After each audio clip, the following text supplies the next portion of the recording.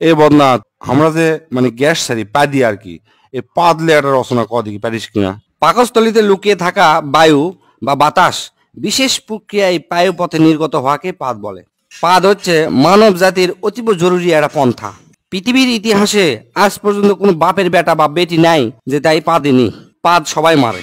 যুক্তরাষ্ট্রের প্রেসিডেন্ট থেকে শুরু করে রানী এলিজাবেথ, বিখ্যাত নায়িকা শাহরুখ খান, সালমান খান, টম ক্রুজ থেকে শুরু করে সোগলি, অ্যাঞ্জেলিনা জোলি, কি কমো সোগলি পাদ দেয়। বিশেষজ্ঞদের মতে পাদ চার প্রকার। এক নম্বর হচ্ছে ঠাস পাদ, আর হচ্ছে ফুস পাদ, আর হচ্ছে কুইয়া পাদ, আর ঝোল পাদ। এক নম্বর ঠাস পাদ হচ্ছে মানুষের আবেগ নিয়ে খেলা করে, ওটা হচ্ছে ঠাস পাদ। এল্লা পাদ সাধারণত হরেক রকমের মন মাতানো সুরের সাথে নিজেদের আগমন ঘটায়।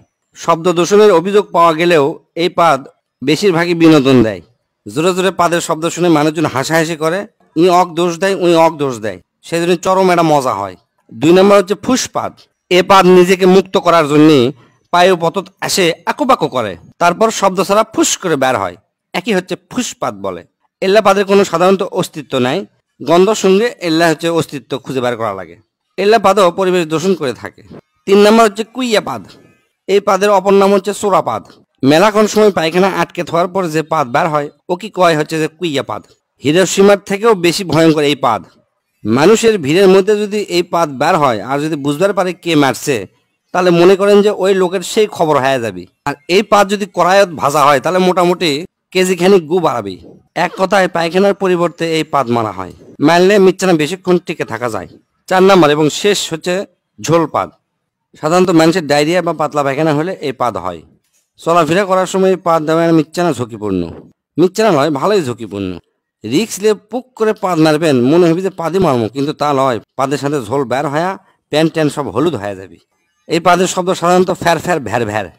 এক কথায় মানব জীবনে পাদের গুরুত্ব অপরিসীম। পাদ যদি মানুষ না দিবার পারল নি, তাহলে মানুষের পেটের মধ্যে মিথেন গ্যাস জমা হয়ে গেল নি, এক সময় মানুষ মহাশূন্যে উড়ে চলে গেল হয়নি। এই পাদের আর একটা সমস্যা আছে, সেটা হচ্ছে কি পাদ মারলেও বোঝা যায় না যে এর সাথে ঝোল বাড়ালো কিনা।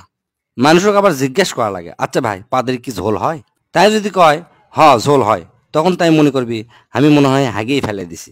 আবার মনে করেন যে হাঁটতে হাঁটতে চিন্তা করছেন যে পিছন দিকে ঠান্ডা লাগিচ্ছে বা প্যান্টটা ভিজে গেছে, তখন মনে করবেন যে এই পাদের থেকে ঝোল বাড়াছে। এই চার প্রকার পাদের মধ্যে প্রথম দুটো একটু আরামদায়ক, মানে দেওয়ার পরে শান্তি পাওয়া যায়, কিন্তু পরের দুটো হচ্ছে যে খুবই সাংঘাতিক। তাই যাই যেটি থাকেন বুঝে শুনে পাতবেন, পাতলে পেট ক্লিয়ার হয়, পেটের গ্যাস বের হয়ে যায়, খুবই আরামদায়ক একটা জিনিস। আর চার নাম্বার হচ্ছে ঝোল পাত দেওয়ার আগেই ডাক্তারের সাথে যোগাযোগ করবেন যেন ঝোল পাতটা না বের হয়। স্যার কেঙ্কা আছে? তুই তো আমাকে চোদ্দা মানে ফেলে দিল রে। তুই আমাকে এত সুন্দর করে বুঝে দিব আমি ধারণাও করবার পারিনি।